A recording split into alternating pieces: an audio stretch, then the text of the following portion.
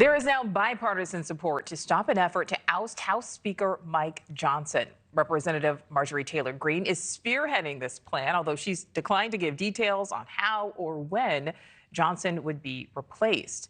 The speaker just led the effort to pass a multi-billion-dollar aid package for Ukraine, Israel, and Taiwan, which some Republicans oppose.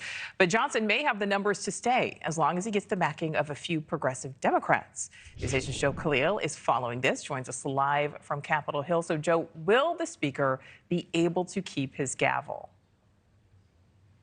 It's an amazing question, one that we don't fully know the answer to yet. But now that he sort of led the effort to pass this foreign aid package, there are lingering questions as to what Mike Johnson's future looks like, whether he'll be able to hold on to his gavel, and whether his harshest critics are going to follow through on the threats they've been making to try to remove him through that motion to vacate rule.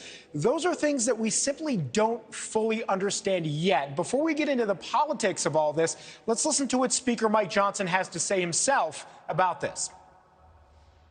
As I've said many times, I don't walk around this building being worried about a motion to vacate. I have to do my job.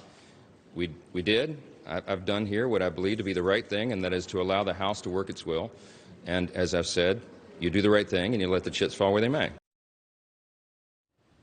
As we mentioned, Congresswoman Marjorie Taylor Greene was the first person to move forward with this motion to vacate. She has since had two other Republicans join in on that effort and sign. Now, they haven't actually triggered the process for a vote to come up. We've been watching today to see whether any more Republicans have signed their names on. So far, they have not, but that's something we'll continue to watch. Meantime, there are a number of Democrats already on the record who've said that if this vote comes up at all, they would actually back Speaker Mike Johnson, either voting to keep him in his role or not showing up for a vote at all, which in effect has the same result. That would actually be bolstering him, lowering the threshold for the amount of Republicans who want to keep Speaker Johnson in his job, making it easier for them to do so. So there are a lot of dynamics here at play. What we can tell you is that he may not actually have the same fate Kevin McCarthy did, because the dynamics are just very different. In McCarthy's case, there were not so many Democrats willing to stick their necks out again on the record.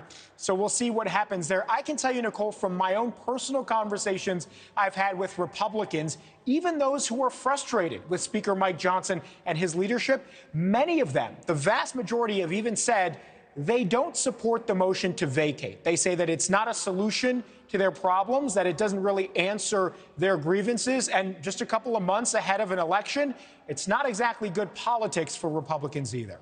Yeah, it would certainly add a lot of complications. Joe Khalil, thank you. Thank you for watching. Go to newsnationnow.com to find News Nation on your television provider. And don't forget to click the red subscribe button below to get more of News Nation's fact-driven, unbiased coverage.